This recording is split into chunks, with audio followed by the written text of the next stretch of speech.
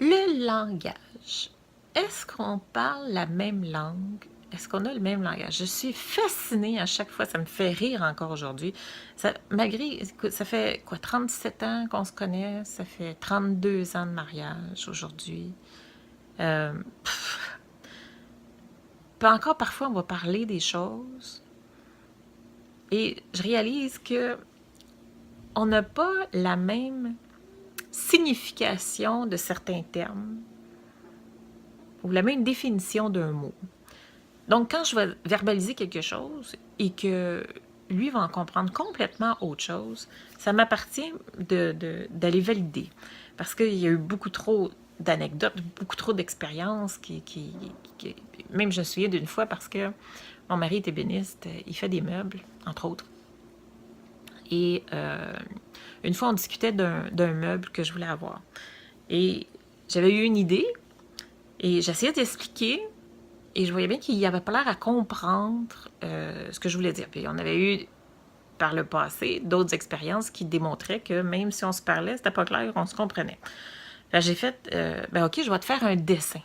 Fait j'ai beau y faire un dessin de ce que je veux, puis là, il a vraiment l'air d'avoir compris. Il réalise le meuble et je fais, c'est quoi ça? C'est pas du tout ce que je t'ai demandé. Puis, écoute, j'ai même fait un dessin. Il faut aller loin, là. Puis pourtant, on vit dans le même pays, dans la même ville. On est issus même de même parenté. Éloignés, mais quand même. C'est fascinant de voir que si près, on est si loin. Chaque famille, chaque vécu a sa signification émotionnelle ou significative face aux mots. On ne voit pas les choses de la même façon.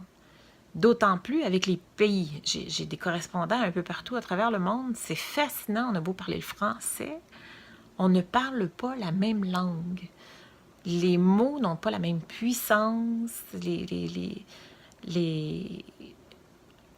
définitions, carrément, ne sont pas les mêmes. L'impact n'est pas le même. Fait qu'il faut vraiment... Qu'est-ce que tu veux dire par là quand tu utilises ce mot? Qu'est-ce que ça représente pour toi?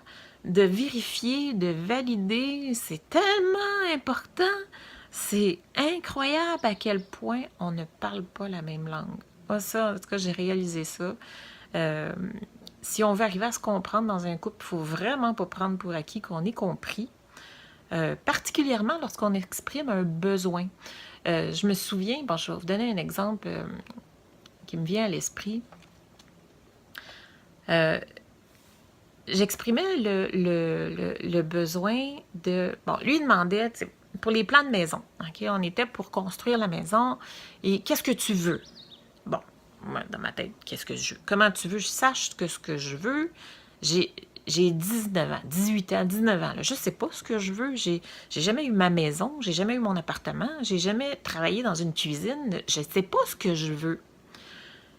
Le modèle de la maison, m'en fous. Ça n'avait pas d'importance pour moi. Okay? Lui ne comprenait pas ça, que ça n'avait pas d'importance pour moi. Fait qu'il interprétait ça d'une autre manière. Mais j'ai dit, la seule chose qui est vraiment importante, la seule chose que je te demande, c'est que j'aime que le soleil plonge dans mon lit le matin pour me réveiller. Okay?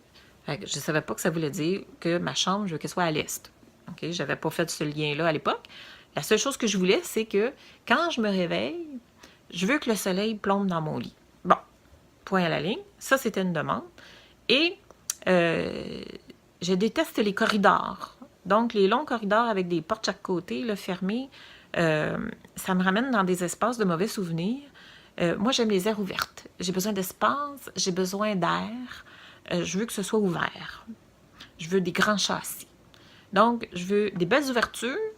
Fait que mon expression, des belles ouvertures, et le moins de pièces fermées possible. Bon.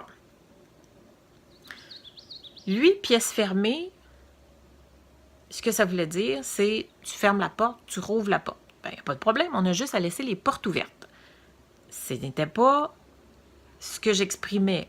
Mais pour lui, c'était ça. Parce qu'une pièce, il faut que ça ait une porte. Ça faisait pas de sens que ça n'ait pas de porte. Mais pour moi, une maison, c'était des portes d'arche. Tu n'as pas besoin d'avoir une porte. Si c'est absolument besoin qu'il y ait un mur de soutien, fais-moi une porte d'arche, quelque chose. Mais je ne veux pas de porte. Et je ne veux pas de corridor. Finalement, ben, on ne s'est pas compris. Ma chambre était à l'ouest. Il faisait sombre dans ma chambre. Et le matin, comme le soir. C'est fascinant. C'est fascinant.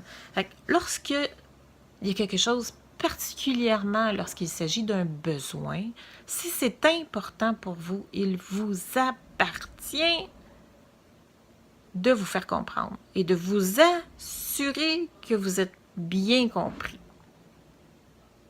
C'est vraiment pas une évidence. Puis ça, ça me fait rire encore aujourd'hui, comment parfois c'est encore comme ça. Je verbalise, ou il va me verbaliser quelque chose, j'interprète, je pense que c'est ce qu'il veut dire, puis finalement, hop, ben c'est pas ça que j'avais compris.